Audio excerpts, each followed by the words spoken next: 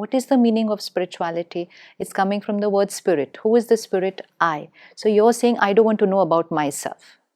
If you're saying, I don't want to know spirituality, you're saying, I don't want to know about myself. You don't want to know how your inner world works. You're fine with just knowing how your outer world works. Today, people want to know what's happening all over the planet.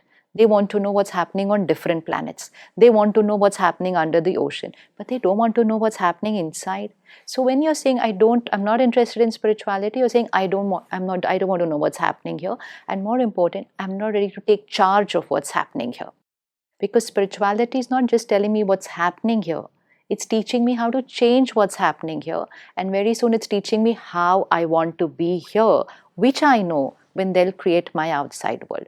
So for someone to say this, then they are just saying, I'm okay with this room, but I don't want to go to the control room from where all this is getting operated. But if anything goes wrong here, you won't be able to fix it up here. You have to go to the control room.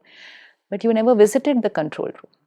So now when you're panicking, you don't have the strength to visit the control room. So as a society, in our education, this subject called me, right? So in our education, we do science, it was there. We do Hindi, we learn languages. No, in our education system, it was there. It was, but in the Gurukul system, it was. The new education policy is again bringing it back. It's starting with the word Atma. Atma, because see, Atma Nirbhar Bharat also when we're saying self-reliant country. It's coming from the word Atma. That means Atma is self. So knowing the self-management. Let's say we're talking about the MBA language. Self-management is a subject. You can't just manage an organization, managing people. You want to manage your children without managing yourself. So even in the earlier days, the king, before he became the king, had to go to the Gurukul to learn Swarajya. You have to learn Swarajya, self-rule, before you become a Raja to have Rajya over other people, which means to manage other people, you have to begin with yourself. So it's a subject which should be compulsory. It should not even be optional.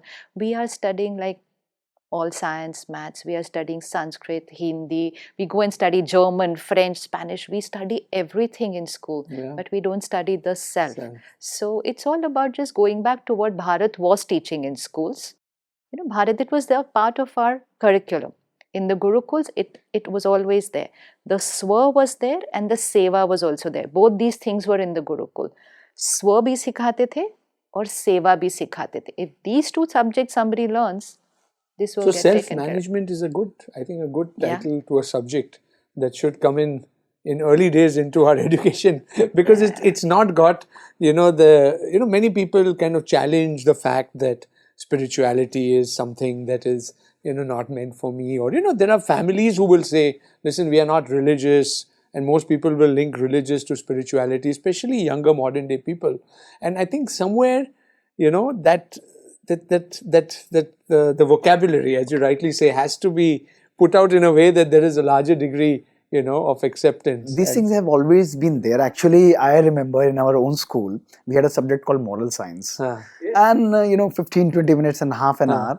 And now I look back and realize that how important it was. And it is now. And currently it becomes more and more important to really empower that. But it's funny, it used to be a subject that never got rated. You never got grades on moral science, but it was a good to do or a good to have. Today, I think it's become a necessity.